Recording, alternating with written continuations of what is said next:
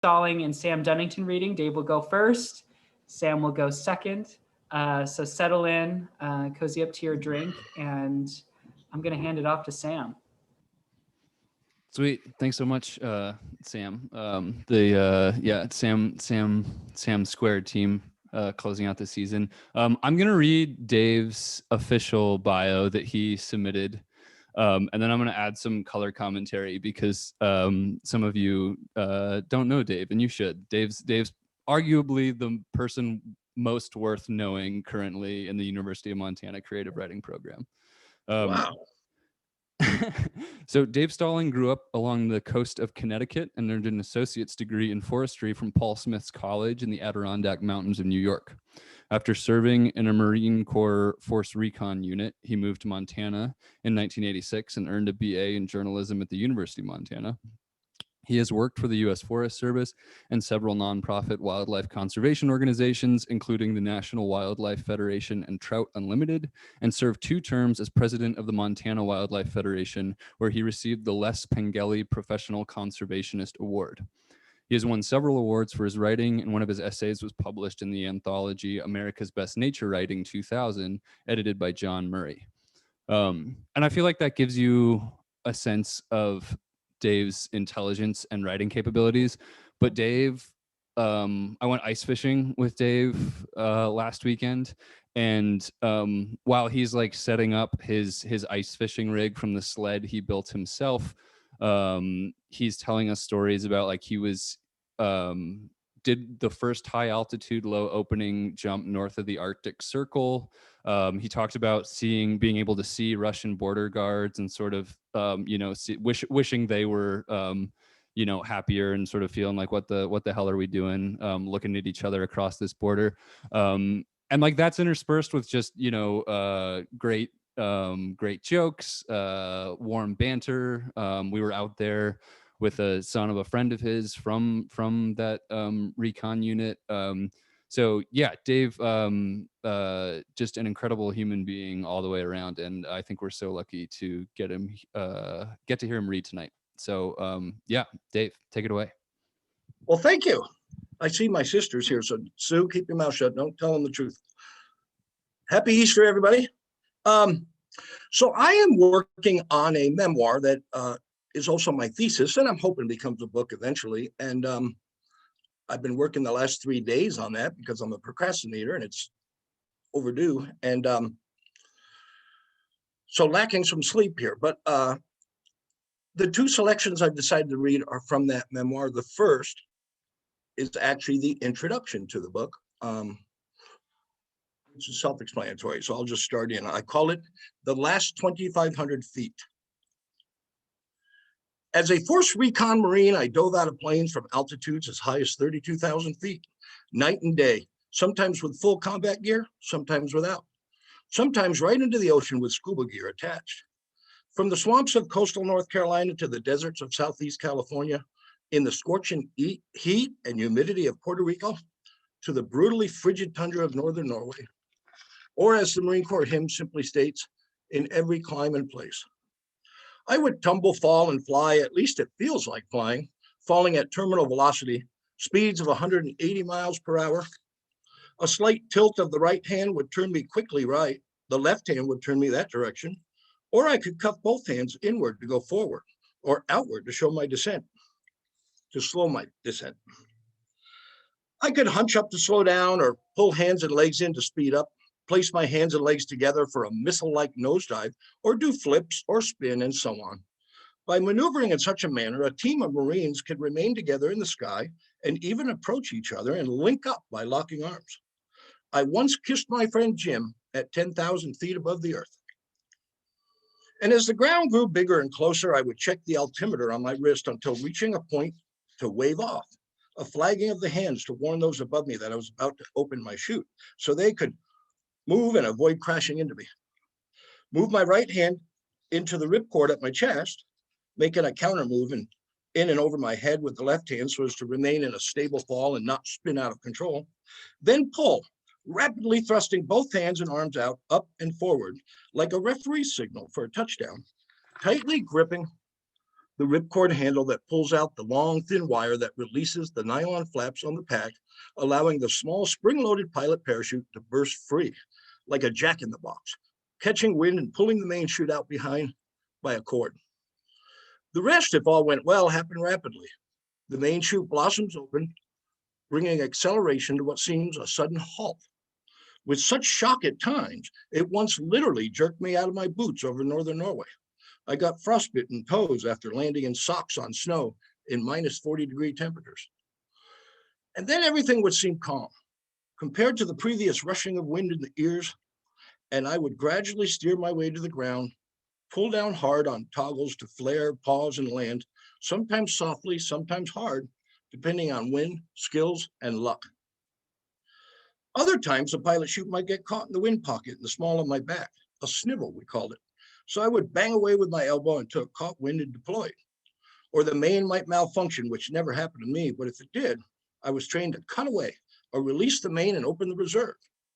No worries, my instructor used to say. If your main doesn't open, you have the rest of your life to deploy your reserve. It could sometimes take 1,000 feet or so for the main to open. If everything worked right, and another 1,000 or more to try and rectify things if it didn't. For this reason, we had a general rule to pull and open our parachutes at 4,000 to 3,000 feet, and always before reaching 2,500 feet, an altitude that shows on the altimeter as red, danger zone, like the low on gas signal in a car, only with more severe consequences. Around the time I was doing lots of jumps, I had a reoccurring dream. I am free falling, enjoying the ride, when I look at my altimeter and it's in the red zone, 2,500 feet. I wave off, reach to pull, but I have no parachute on my back, nothing. At first I am terrified, but quickly calm down. It's my last 2,500 feet. I might as well enjoy it, I think. So I smile and begin doing front flips and back flips, and then I wake up to the dark silence of the night. 20 years later, I felt like I finally slammed into hard, packed earth. When I first left the Marine Corps, I lived on a friend's farm in South Carolina for a while before accepting a seasonal job with the U.S. Forest Service and moving to Montana. In the summers, I worked in the Bitterroot Mountains. The rest of the year, I studied at the University of Montana, where I earned a degree in journalism. I met a beautiful, intelligent woman named Christine who cherished the wilds as much as I did. We got married. We had a son and named him Corey. I got a job as the conservation editor for Bugle magazine, the flagship publication of a nonprofit, hunter-based nonprofit wildlife conservation organization called the Rocky Mountain Elk Foundation.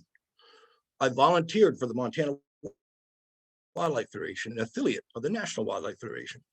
Eventually became president of the organization and won the group's Les Bengali Professional Conservationists of the Year award. I hunted, I fished, I spent a lot of time roaming the wilds year-round, by foot, snowshoes, skis, and mountain bike. It seemed the perfect life on the outside. Inside, the storm clouds gathered. So secure was I in my manhood, it seemed that it was bound to fall apart. My reputation for being a sincere, honest guy was a testament to my acting ability. It worked for a while, but years of innate internal struggles eventually burst free from my best efforts at containment, bringing on an overwhelming flood of depression. I turned to booze, nicotine, and other drugs. At first, at least on the surface, I attributed my condition and behavior to the death of my father and my wife of 14 years filing for divorce. It wasn't the first time I lied to myself and others. I had been the football hero, the fighter, the U.S. Marine, the hunter, the adventurer, the all-American man. But much of it was deceit. I spent much of my life feeding secret shadows of shame, guilt, anger, and fear until they finally loomed large, like the monsters I imagined in my closet as a kid. I lost all desire and passion to go on and thought maybe, sometimes, it's okay to quit. Perhaps best to quit. I drove late one drunken night to a trailhead a few miles from my home in Missoula, Montana, to the edge of the rattlesnake wilderness, with a shotgun I used to hunt ducks and geese. My plan was to walk a few miles in and blow my head off. Instead, I sat in my car and cried. I thought of my son, Corey, then only 3, and I wondered how he would turn out. I thought of my family. I thought of my friends. Then I thought of my dream. the last 2,500 feet. And I thought of my maps, the maps of the wild country surrounding my home. For years, I had studied the maps, intrigued by the notion that I could walk off my front porch in town and hike all the way to Alberta, Canada, through the most remote wild country left in the continental US, and only cross 3 paved roads. It was a fantasy, a journey of the mind, until that inebriated night I drove to the trailhead with a 12 gauge. At that point, I thought, what the hell? It's the last 2,500 feet. That's my introduction. And I'll read a short chapter from the book called The Eagle and the Bull Trout, which is,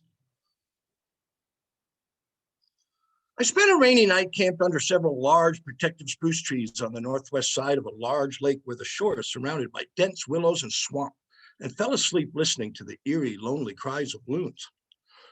Awakened by the heat of the sun warming my tent, I hung everything out to dry on a whim, decided to push through the willows, wade through the swamp where the grass was chest high and the mud several feet deep in spots, to check out where a stream empties into the lake. Sitting on a log on a gravel bar at the inlet, an apparently anxious bald eagle screeched at me from her nest just 40 yards or so away, and I could hear her eaglets chirping away. I found a large, fresh pile of grizzly bear shit full of thimbleberry seeds on the gravel near the willows, and watched several large cutthroats on the deep water near the end of the gravel bar, occasionally darting out into the current or up to the surface to snatch up whatever nymphs, mayflies, gnats, or other morsels the river carried out to them.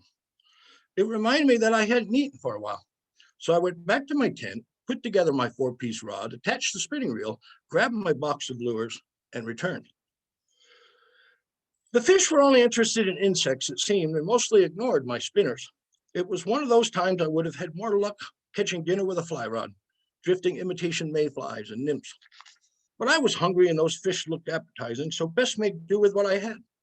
I took off my clothes, waded out up to my chest, and cast a heavy silver blue fox fibrix out as far as I could and let it sink, with the hopes a fat trout might lay out there somewhere wanting to eat something more substantial than a bug. I retrieved the spinner slowly, holding my rod up high, varying the speed so the lure might drop and rise and flutter a bit, looking like a wounded minnow. Then it stopped, and I quickly pulled the rod back to set the hook, hooking into something, but nothing moved. Damn, I thought, I must have snagged a log or a rock. With only a handful of lures in my box, I have a personal policy that when I snag bottom and exhaust all other means of freeing it, I put the rod down, dive in, follow the line, and retrieve the spinner, no matter how deep or cold. It had clouded up again, and I was chilly, and I didn't want to swim, but I didn't have to. What I thought was a log began to move, stripping line from my reel, and my rod doubled over. The fish was big. There's a strange adrenaline high to fighting a fish. More for the fish, I suppose, since it's the only one actually fighting for its life. And you become singularly intensely focused on the moment, which is partly why fishing is so popular and why big fish usually make for better tails.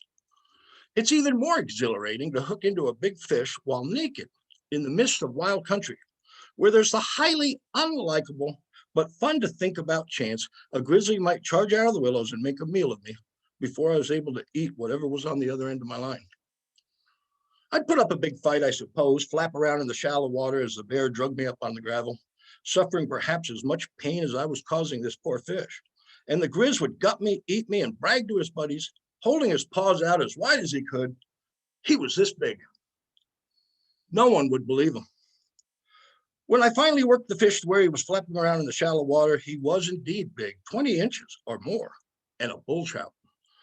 My excitement turned to guilt. It's illegal to catch and eat bull trout, and illegal to intentionally catch them. They are listed and protected under federal laws threatened under the Endangered Species Act. If you catch one, you need to release it. More conscientious anglers, or those fishing for fun, not food, use barbless single hooks to cause less damage and ensure the fish survive. My treble hooks are barbed. I don't want to treat fish like a yo-yo for my personal amusement. I want to eat them. I reached into the water, held the tired fish, carefully removed the hooks, then held him lightly with both hands, his face into the current, until he gained back enough oxygen, strength, and energy to give a push or two with his big tail and swim away on his own. But he didn't go far. He floated to the surface where the current started taking him back out into the lake. He flapped around a bit, went under, then back to the surface again, then down, then back up several more times until finally he floated belly up dead. By then he was a good 50 yards or so out to where I could barely see him. I had killed a threatened species. What else to do but hide the evidence by running it through my digestive system? I dove in and swam a modified freestyle stroke, keeping my head up above water like when I was a lifeguard, so as not to lose sight of the victim. About halfway, as cold as the water was, I began wondering if I would soon be belly up myself with the fish. And I thought of the irony that if my body were found, people would think I killed myself. And I had departed on this lengthy adventure in a really bad state of mind. I should write a letter, I thought, a sort of non-suicide note, and leave it in my tent. I did not kill myself. I died, as friends always suspected I would, from my own bullheaded stupidity. Please submit my story for a Darwin Award. When I was about 5 yards or so from the dead fish, I felt a sudden rush of wind above my head and everything darkened around me. Wings, giant wings, and talons, sharp talons, right above my head. Close enough to touch, moving fast, impressive, intimidating. A rare sight, generally reserved for the last few seconds of the lives of unfortunate rabbits, grouse, ducks, and other small prey. The big eagle rushed past and crashed into the water just ahead of me. The spray from the splash hit in my face. She sunk her talons into the fish and began flapping her wings up and down a few times, flapping harder, having difficulty getting off the water with such a heavy load. But she finally did it, gained ever more momentum, lifted from the lake, fish secure in her grip, and I watched her circle around and deliver what was going to be my supper to her fledglings in the nest by the gravel bar. In inadvertently killing one threatened species, I had fed another. And so it was noodles yet again for me. I barely made it back to shore, drained of energy and chilled to near hypothermia. I put on my clothes, hurried back to the tent, and climbed in my sleeping bag. When warmth returned, I laughed out loud, and random thoughts danced through my head. Like this. Sometimes I will shake willows along lakes and streams and watch trout eat the bugs that fall off the branches. When a grizzly walks through the brush alongside lakes and creeks, does he unwittingly knock bugs into the water that feed the trout he may eventually eat, or help fatten up some bull trout for the eaglets? That's all I got for now. Amazing. Thank you so much, Dave. Well, thank you, everybody. And for my fellow students who might recognize some of that in workshop and also recognize that I have not yet worked in the great suggested edits, leave me alone. I will, I promise. Lots of clapping, lots of comments. If you have a question for Dave or for Sam during their readings, we're going to do a Q&A back and forth at the end. So feel free to drop it in the chat, or once they're finished reading, synthesize a little bit and come up with your own. I believe that Connor is going to introduce Sam Dunnington. So I'm going to hand it off to him.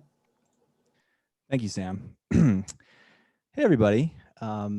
It's my distinct pleasure to have the chance to introduce my good friend, our good friend, all of our good friends, Sam Dunnington. Sam is an MFA candidate here in fiction. He grew up in Seattle and earned an undergraduate degree in history at Grinnell College in Iowa. In previous lives, he's been a film festival roadie and a tour guide aboard the oldest steel-hulled warship still afloat in the United States. His work appears or is forthcoming in the Missouri Review, Harper's, and Narratively, and will be collected in Best Small Fictions 2021. He writes mostly about what people do for work and how they feel about it. And I could add some many sort of laudatory elaborations onto that official bio.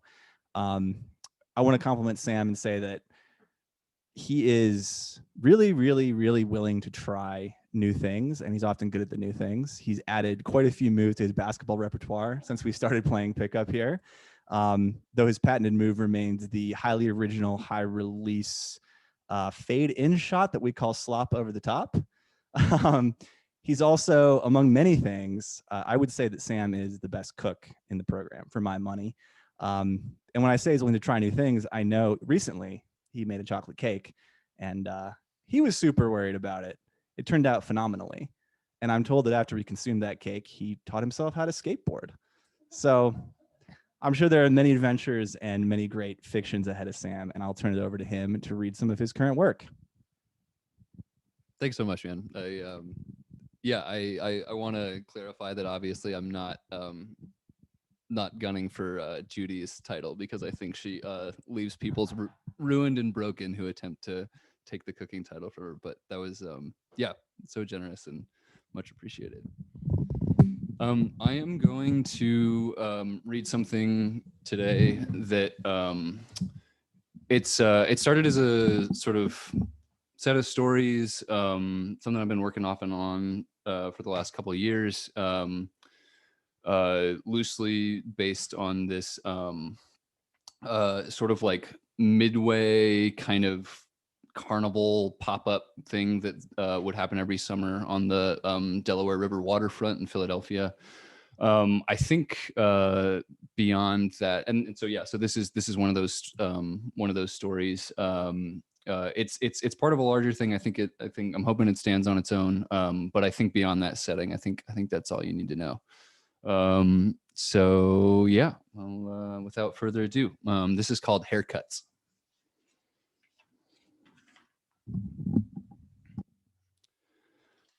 Summer heat in nighttime eastern cities is a heinous thing with real damp mass.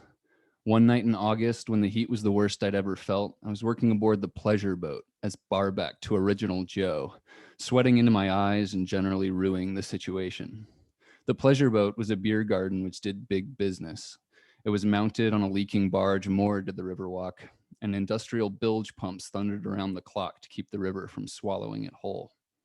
I was tired even before the shift began, but the rumbling of the pumps had worked its way into my legs and then into my teeth. I felt I could sleep for a week.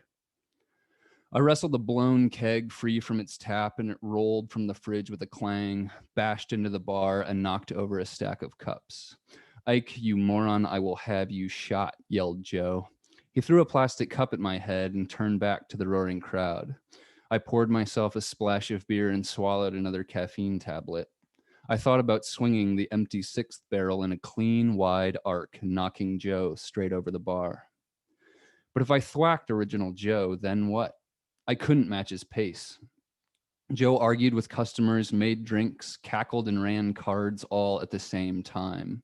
He flew on tremendous amounts of the prescription speed he bought from simpering college boys half his age. I pictured his head as full of screaming steam whistles. Original Joe was the eighth wonder of the world as far as I was concerned. He'd once shown me a bruise he got on his hand from smacking his boyfriend's butt at full windup. Every time I turned around, another keg was blown and another stack of cups was gone and another lime needed to be cut.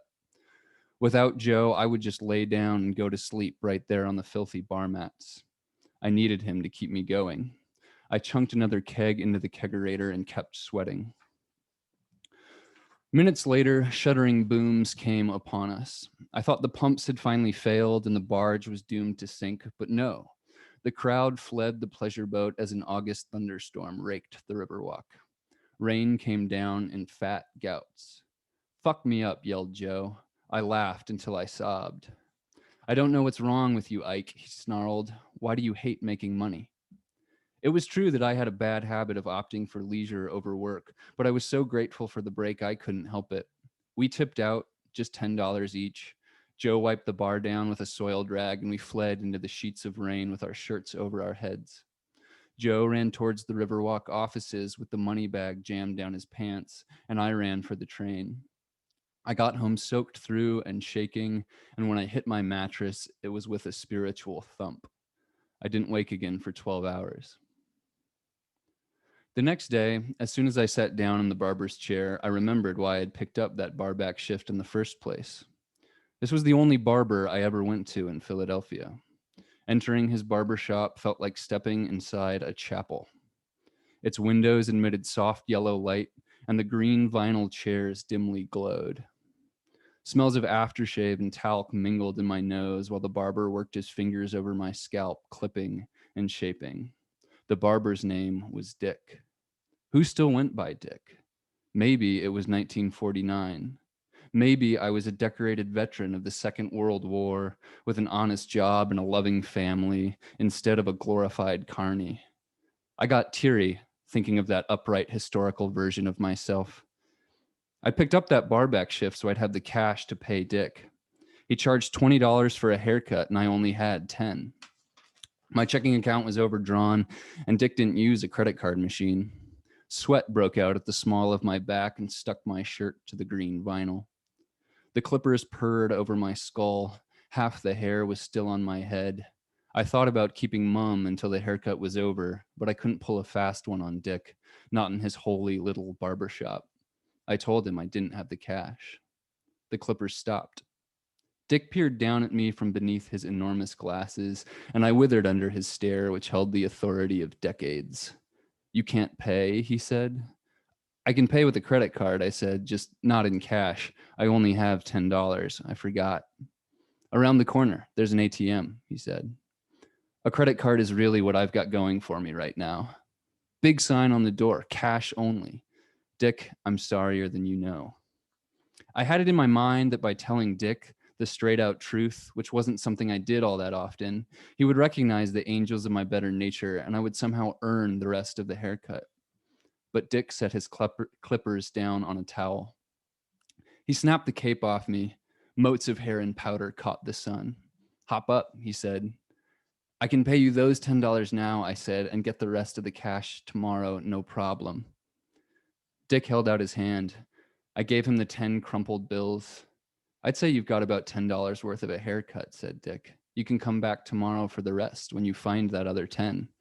I was stunned by the judgment. I stood in the barber shop for another moment or two, but Dick held his head high and he would not look at me. I staggered outside into the heat and examined myself in a shop window. On one side of my head, the hair was cropped so close it looked artificial. On the other, it still hung long and unruly. My eyes popped out of my half-shaved skull, and it looked like some institution had just washed its hands of me, deciding finally that I was more trouble than I was worth. I felt the breeze on the shorn half of my scalp all the way to work. I was sure that if I wasn't sent home, I'd at least be thoroughly roasted by the staff. When I got there, though, no one said anything about my haircut. Everyone was talking about what had happened to Original Joe. Joe was only about 30 feet from the office when another staffer found him. She said he was laying on the pavement in a puddle with his arms and legs sprawled out. She could see the pale small of his back, and his feet were apart with the toes pointed inward. When she shook him, he tried to speak, but all he could do was make a gurgling noise. She said it sounded like wet rocks shaking in a bag. A brick lay nearby and his head was a mess. The money bag was gone, and so was whoever had hit him. He was in the hospital now, recovering. I felt nauseous with guilt all through my shift working funnel cakes.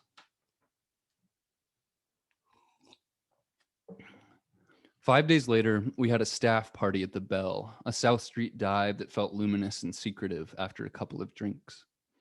All the Riverwalk staff drank there. It was a party for Joe, who was out of the hospital. I was buying drinks for the underage staffers, only upcharging them $2 each in the spirit of generosity and fellowship. I passed glasses over my shoulder while I stared the bartender right in his angry, bearded face. He knew what I was doing, but I had power over him. I was more scared of facing Joe than I was of whatever he could do to me. I knew that at some point I had to go pay my respects at Joe's table, but I couldn't figure out how to compose my face. I tried surprise, fear, and sympathy, but the muscles in my eyebrows and cheeks kept jumping around. One of the 19-year-olds asked me if I was getting sick. I'm fine, I said. I was trying not to look directly at the situation. A hand jabbed my shoulder, and a voice said Joe wanted to see me. I grabbed a rum and coke back from the girl who'd found him lying in the storm and took a tremendous slug. Hey, she said, I want my $7 back. I gargled the drink. Tough titty, I said. She cursed me. I moved towards Joe's table as if pulled by my nostrils. Joe sat in a rear booth, flanked by other veterans of the Riverwalk. These were people with faces made leathery by liquor and sun, ruthless and funny, who treated their lives with bilious disregard. Joe was their ringleader, longest serving on the Riverwalk. I was neither a newbie nor of their ranks, and I stood before them with my hands behind my back, feeling about 10 years old. Joe was still in bandages. The white swaddling on his head glowed in the low light of the bell, and it gave him a ceremonial look. My voice crawled out of my throat. "How are you holding up?" I said. "Do you have something to say?" said Original Joe. The veteran sat impassive, looking at me. A Ferris wheel operator named Sue ate a peanut. I heard the dense clink of heavy glassware a few tables over, and I longed to be alone with that wholesome sound. "I can't tell you how sorry I am you got hit," I said. "It's bad down there. It's bad all the way around." I was sorry, and I felt crucified by guilt that I'd let him make the run alone. We were supposed to run in pairs. Joe was the closest thing I had to a friend on the Riverwalk. But the jury before me murmured their assent. It was bad down there. I tried to conk my face into something remorseful and stern. Original Joe clenched his jaw. "It's bad down there," he mimicked in a high voice. "That's what Ike's got to say about it. Real insightful stuff, you flake, you coward." My gut seized. My peripheral vision fell away so that the only people in the bar were me, Joe, and his table mates. They squared their shoulders and put their hands on the table. Right now, if Joe said the right things, if he convinced the others that it was my fault he got hurt, they might do anything to me. Ostracize me, get me canned, beat me up. I felt terrible about bailing, but how could I have predicted the brick wielder? Joe made big circles with his finger around his head. "You know the protocol," he said. His voice bucked toward a whine. "2 runners back with every cash bag. You split and I got brained. You fled. I got no insurance, man, none," he said. He shook his arm so his hospital bracelet spun like a bangle. "This thing is still appreciating in value. They scanned my head and wouldn't even tell me how much it cost. I mean, are you kidding me? A big nurse told me I had to get it done." I didn't see until then how very beat up he was. Creeping from the edges of the bandage were the purples and yellows of bruising, and I could see from the stubble that they must have shaved his whole head. I winced. I wanted to take him gently in my arms and soothe him. "This," he said, jabbing his finger at his head, "is what happens when you ignore protocol. What am I supposed to do now?" The veterans shifted in the booth and murmured to one another. Their power over the younger staff on the Riverwalk came from pretending that they didn't mind this awful work, that they knew more than everyone else, and that they didn't secretly long for something better. They were the ones who sustained the atmosphere of mercenary fun which animated the whole place. Joe was revealing the secret. They could all get hurt. They were all tired of falling down the mountain. "Hey, Joe," said Sue, "let's take it easy." "Oh, sure. Oh, perfect. Let's relax. I've got a crack in my skull you could swipe a credit card through, and our pissin' employer doesn't cover ass. But let's all just have some drinks and take it easy." "This," said Joe, sweeping his hand back and forth to indict everyone in the booth and beyond, "is untenable." He swirled his finger around his head again. "This is coming for all of you, I swear." That did it. The veterans cleared out of the booth. Joe had stuck his finger right into the wound and twisted. There was no room for that. Everyone knew how bad things were. No one wanted to be reminded, especially not people that had worked the Riverwalk through various remodels and renewals, wasting years on the thin pleasures afforded by the work. I sat down next to him in the empty booth. "How long you got the wrap on for?" I asked. "Buy me a whiskey sour," said Joe. He put his head down on the table. I tried to get the attention of one of the 19-year-olds, but they ignored me. "A week, and then I have to decide what to do long term," he said. "If it's surgery, I might jump in front of a bus. I'm fucked, Ike." "You shouldn't be drinking," I said, "and don't make jokes like that." "Fat chance I'm going to listen to you," said Joe. "Your haircut is the dumbest thing I've ever seen." I wished he would sit up. It looked like I was sitting alone at a table full of empties with a volleyball. All the veterans of the Riverwalk were circulating now, hitting on the younger staff, grabbing a next round. They were shaking off the bad energy Joe had thrown their way.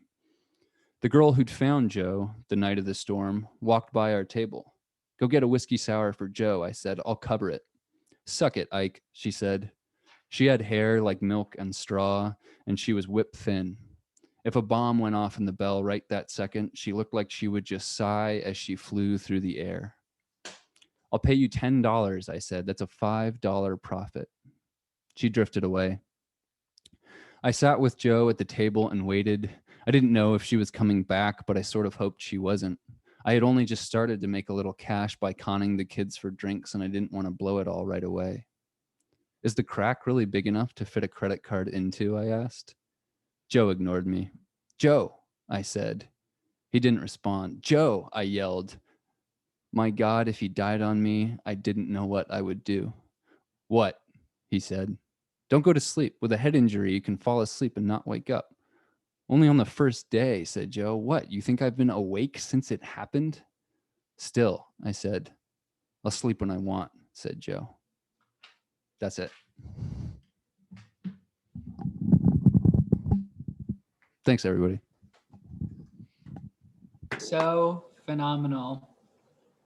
Lots of Nice thumbs job, up, Sam. lots of high fives. Amazing. So we're entering the question and answer portion of our evening, where if you have a question for our authors to answer about how they write, the stories themselves, now is the time to ask. So I'll give people maybe a couple of seconds to put that in the chat or to ask it out loud, whatever you prefer. Or even to each other. Sam, do you have a question for Dave? Or Dave, do you have a question for Sam? I have Dave, are you up for fielding a question first? I have a question for you. Sure. I'll do my best. I'm curious because you had both like a sort of journalistic and like a sort of advocacy career in writing before you came to the MFA program. What has it been like sort of pivoting to memoir from those modes that you used to operate in more? Oh, wow. That's a great question. It's been a struggle. But, you know, I kind of date it back to even when I was in journalism school, I took a class that was called literary journalism, or the new journalism, like where we read like Hunter S. Thompson and electric Kool-Aid acid test and The Right Stuff and those kinds of things, where the people had expanded journalism into more creative work. And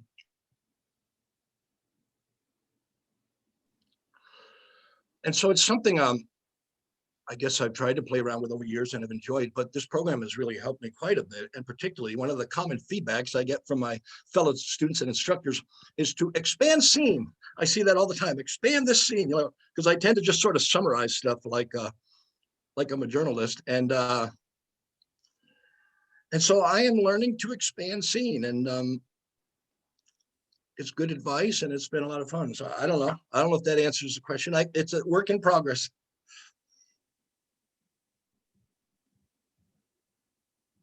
Awesome. Yeah, Thanks, great. Dave. Thanks.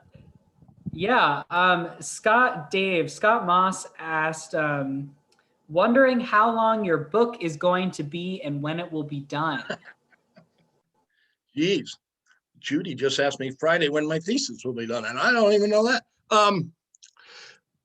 You know, probably I've got 8 chapters done, but it's in pretty rough shape, and I'm still working on it. I imagine at the end it'll probably be 12 to 15 chapters. And I am actually, when I'm done with this program in a month or so, my goal is to get to work and finish that quickly, but I don't have a date. I'm such a procrastinator.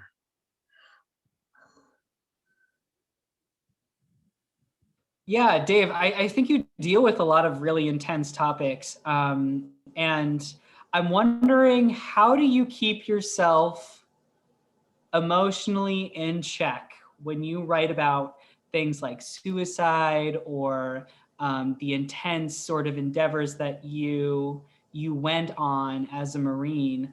Do you have like emotional coping mechanisms or like ways you feel more connected to your writing that's also healthy? you know, that relationship with your writing that's healthy and productive, because I'm sure that any poet probably feels that way with their work. So I'm wondering how you take care of yourself when you do that. No more questions. That's it. No, I'm only kidding, but that's how I do it. You know, all my life I've tended to avoid tough topics, and I do it a lot by joking around, and that reflects in some of my writing. And one of the things I've really been learning from fellow students and instructors is to dig a little deeper and face those things and write about them. I recently finished an essay for a nonfiction workshop I'm taking with Chris Dombrowski. Some of you are in that class, and it was kind of cool. I felt like after almost 2 years in the program, I had kind of a breakthrough where I dug into some subjects I think I've been avoiding.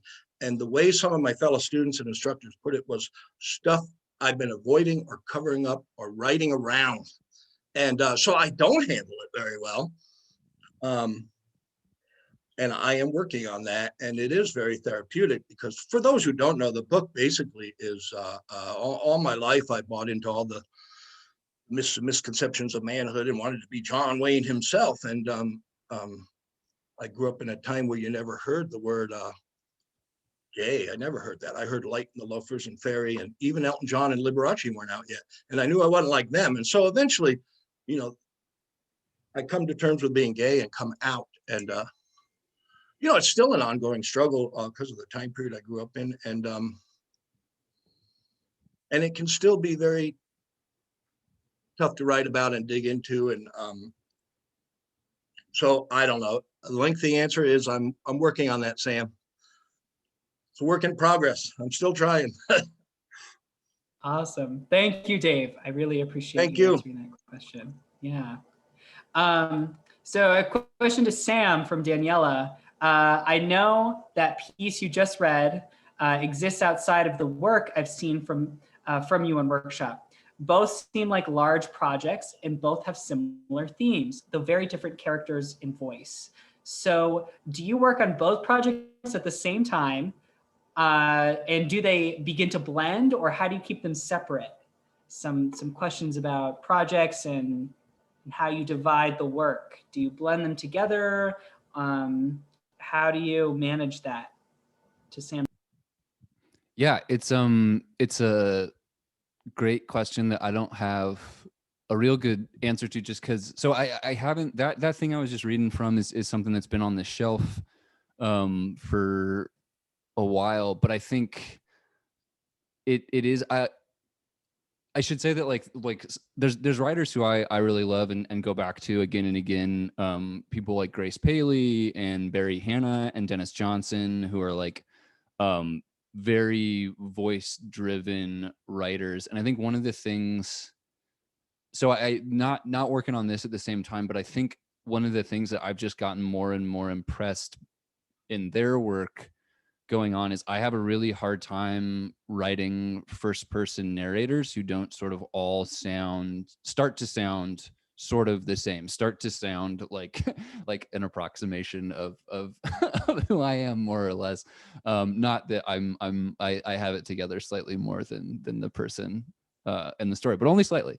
So it's a really good question, and I've the thing I'm working on now, I've been switching between first person and there's some sections that are in first and some sections that are in third, and that's been really useful in trying to get those like a little bit more clarified and get a little more conscious about what's going on in the in the first person sections. But I'm also always haunted by a Roberto Bolaño quote that I think I brought up before, that he like famously just snarky and sort of like he loved being a punk in interviews, and he closed one time saying like, you know, obviously you should work on at least 3 to 5 stories at one time, because if you work on one story at a time, you'll write the same story over and over again until you die. And then he just didn't elaborate.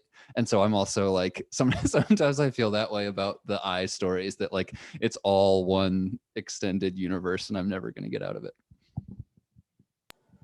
Sam, I have a follow-up question for that. Do you time manage, or is it kind of like oh, I just sort of feel like I'm gonna write this story today, or like, is it like Tuesdays is for story number 1, Wednesdays is for story number 2? You know what I mean? Like, do you have, or is it completely random? Yeah, I mean, I don't sort of segment it that much. I think I've become, especially since coming to the program, one of the great things has been being able to like shape the day a little bit more. And I write better in the morning. I have more fun writing in the evening, but am really easily distracted. And so like, and definitely I'm just like more sort of like work at it better in the mornings.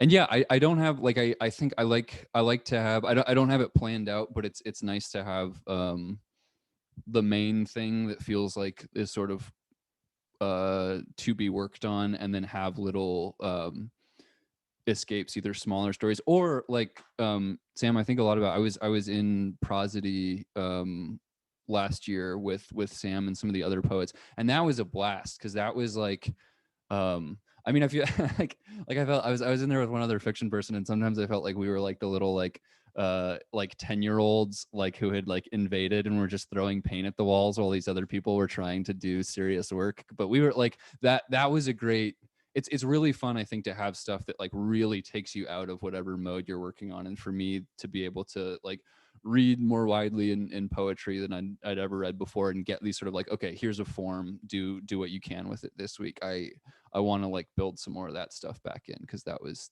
really great. That's awesome. Thank you, Sam. I have a question for oh. Sam, if I may. Yeah, of course, Mark. Bad Go. at typing, so I just wanted to ask. Your story does such an amazing job of capturing that kind of background horror of late capitalism when you're working these shitty jobs. And I know that, as in your bio, you after college you worked for a while with various shitty to non-shitty jobs, and you currently still work, but you are in academia. And I'm wondering, what has it been like to continue to write about work in the academic space with some people who are more academic and getting more degrees, and other people who are less so and are ready to go back to the real world? How has that changed how you write? Really good question. One that's I don't I think the change has been there were versions of this that I think are a good example, that actually Connor saw some of the earlier ones, and I think one of the things you said was just like in earlier drafts of this, like a lot of the fun was not there. Like it sort of seemed like an exercise in misery of just like, this seems so bad. Why would anyone want to experience that? And like, so I think the thing that's nice about being in like a really generous environment, but yeah, like you say, like a more academic environment, like and again, maybe less in this piece, but especially in other stuff I'm working on, like feeling freer to sort of like zoom out from what's going on the ground and zoom back in, and that's been really fun. And I think yeah, I mean, I'm like, I think part of me misses those work environments simply because it's so much more like it's just fun to like talk to people when the job and the person are so fundamentally separate. Like Original Joe's based on a bartender that I worked with, and he was such a deeply chaotic person, and he's so funny, and he was so much fun to work with, but he was also just like like would describe it like minimum 3 life-ruining decisions he was making that week every time we worked together. And I think like yeah, I don't know, like I think once you get into jobs that you know, more prestigious along certain lines, like much better paid for sure, and the person and the job start to get closer, I think you just get less of that. You get people sort of, it's like they're like, okay, me, who I am is back here, here's what I present. And so yeah, I don't know, I definitely don't want to go back to making making the money and yeah, being anxious all the time, but yeah, I miss that. That's a great question. Thank for you, Sam. segue into the one that interests me, is like what popped for me in that piece you just read, which I've seen in an early form, and it's like it's gotten even better in this latest form. Original Joe, obviously, we keep talking about him. I'm really interested in how you take someone who the relationship to the narrator or the protagonist is very unpleasant in a way that always risks making the reader just despise the person and be like, well, we hate Original Joe.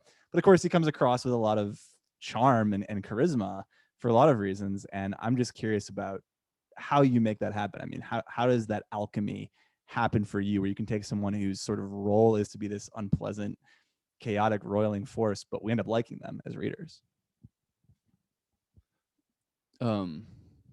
Yeah, I don't yeah, really. I think like, well, you're the comments that like you and also Daniela and a couple other people gave back on an early version of that piece was like, I think like trying the most conscious thing that I feel like is going on is trying to put like the sort of like fun, like what are they beyond the unpleasantness of the job? Because I feel like a lot of the times the unpleasantness is the setting, the unpleasantness is the fact that you're under a lot of pressure. If you work harder, you know, you'll make more in tips. Somebody, you know, screwing up on the job literally means less money in tips, and so like that's miserable. And anybody who's worked service work knows like it's terrible, like when you're just like sandbagged by someone. And so like I think trying to take like illustrate the people in that setting, but then be like you know, even if the details aren't particularly endearing, just like if you can build the person a little bit behind them, then they become like a lot more compelling, I think.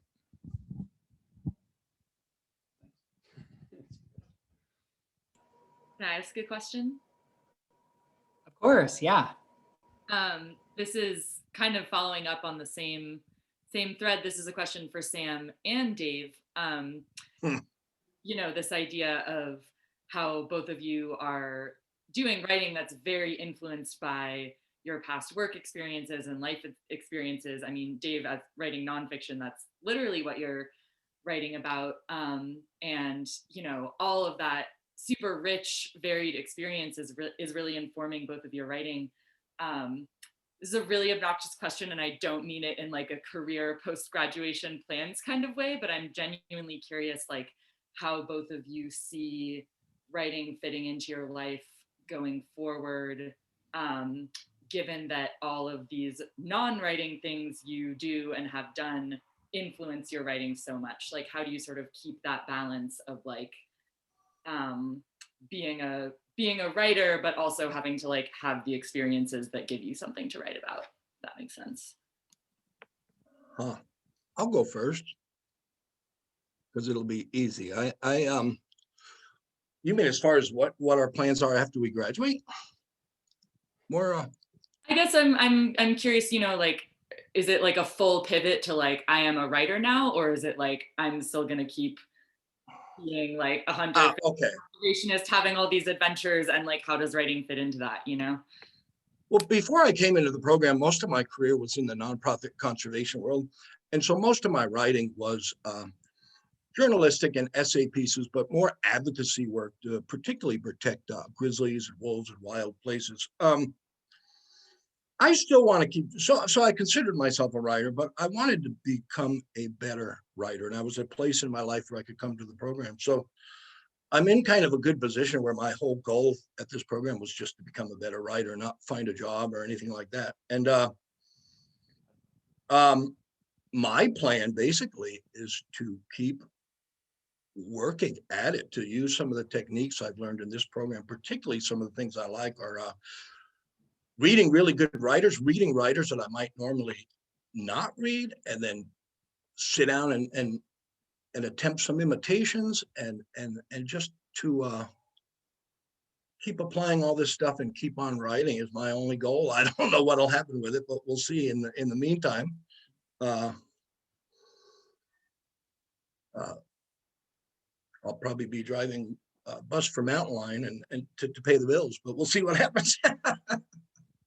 But thanks. Yeah, I still hope to continue writing advocacy stuff, because to me, particularly the future of grizzlies is critically important to me. And I plan on continuing with that work as well.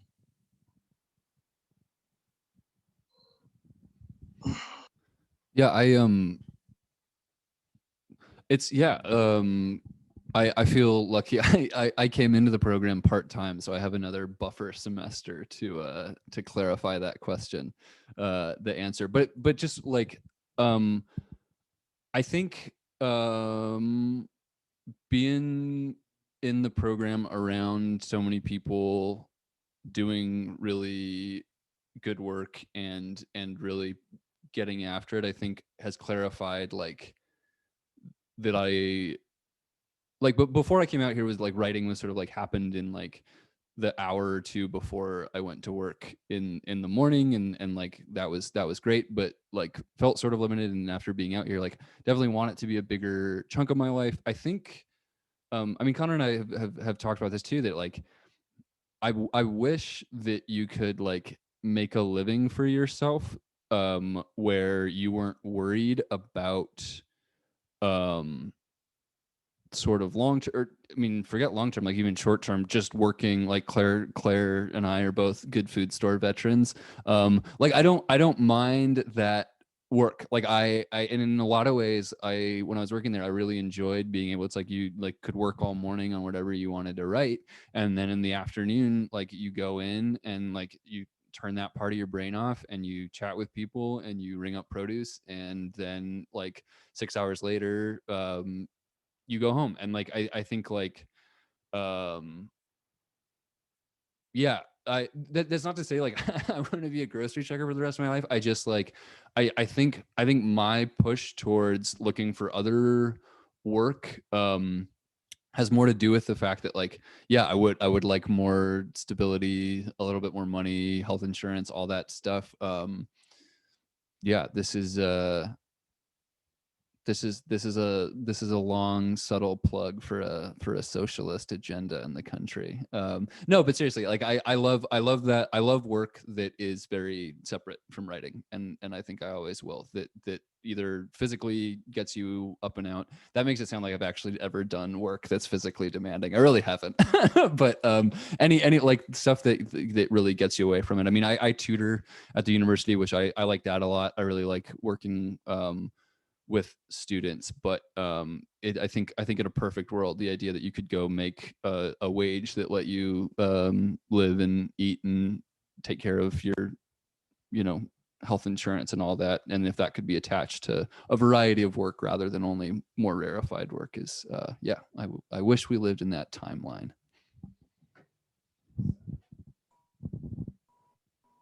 As do I. It's just not given enough enough sort of financial stability. A question for David. You write about bodily experience so effectively, from intense physical exertions to violent encounters between people and other animals. How do you recall those experiences when writing about them afterward? Do you keep a journal or otherwise record them in the moment? All the above. No, I do keep a journal. And this particular trip I'm writing about from here to Canada, I kept a pretty extensive journal. I've gone through a lot of the letters I've written home to my parents when I was a Marine. But I also talk to close friends I can trust. I recently had a pretty long talk with a close friend of mine I served in the Marine Corps with about good, honest conversation to see if I remembered things, the same and as him, and to help clarify a few things and even learn a few things I had forgotten. So I don't know, combination of all the above. I'm taking a memoir class this semester with Judy Blunt, and it's a great class. And we've read a diversity of memoirs, and it's been fascinating to see the techniques all the different writers use to trigger their memories and check on their memories, which I've already mentioned a few, but also going through old photo albums I found helps. Sometimes listening to a song that was popular then will trigger some memories. So, but it is difficult sometimes to channel the feelings, and I don't quite think the feelings I have today, looking back on those things, are quite the same. I mean, we change, and I've changed a lot. And well, I just think it's important to acknowledge that and let the reader, know this is how I remember it. And then, like your previous question, some of the stuff is tough, and I haven't really faced it yet, but that's slow progress. We'll see. Lots of shame, lots of guilt, those kinds of feelings. So related to the Marine Corps, and also deceiving people by pretending I was something I wasn't. So those are tough things to deal with. I hope that answers it. I try. Thank you. Yeah, absolutely. Yeah, and thank you for being a voice in a very quiet field, I would say, a field that doesn't quite acknowledge what you've given us. So thank you for that. It's 7:02. So technically, Second Wind is ending soon. Does anyone else have any questions that they would like to ask our really phenomenal writers, or Sam to Dave? No? Oh, Rustin, you have a hand up. Yes, hi. Got a question for Sam. So you mentioned that you'd like this work and writing divide, but it seems like since a lot of your writing is about work, that you go to work and that's where you collect all your material. I wonder how you might do that. Do you just observe and file stuff away? Do you run off to the bathroom and write notes down? How do you collect the sort of like, idiosyncratic behaviors and the way people talk? Because I think you capture that really well in that piece, and then the one you had in the Missouri Review too. So I'm just curious about how you gather your material and then plug it into your work later. Yeah, thanks, Russ. Good to see you. Yeah, I definitely don't. I'm trying to get better at like noting stuff down and like actually having like either a little notebook or just using like the notes app to like if there's something I want to remember. But I think one of the things I love about fiction is the ability to be like, that event happened, that person in broad strokes was really compelling, but then sit with them and like leave them on the page, like leave them alone for a while, come back and be able to like just let them in my own head kind of diverge. And I think that's one of the that's like the most enjoyable part about it is when those voices start to split. So I feel like I'm making a lot of that up, not in that like people don't talk really distinctly, and sometimes there's little turns of phrase which really do stick in my head, but a lot of it I feel like is like trying to get a person in their somebody I've encountered or something, get them broadly on the page and then like leave that alone for a long time, and then coming back and looking at me like I heard the like poet and novelist Ben Lerner had just a quippy thing in an interview a while ago where he was like, he felt like all like so much of fiction is like you just hear the author talking to themselves in the dialogue, like that it all sounds like it's coming from basically two parts of the same head. And I like, since reading that, I'm like trying to figure out how to make that not true, I think is like, so like I wish I was better at the more like repertorial part of it. But I feel like mostly it's like, yeah, trying to like once those people are on the page and then trying to like push their voices apart once you've had a little time with it.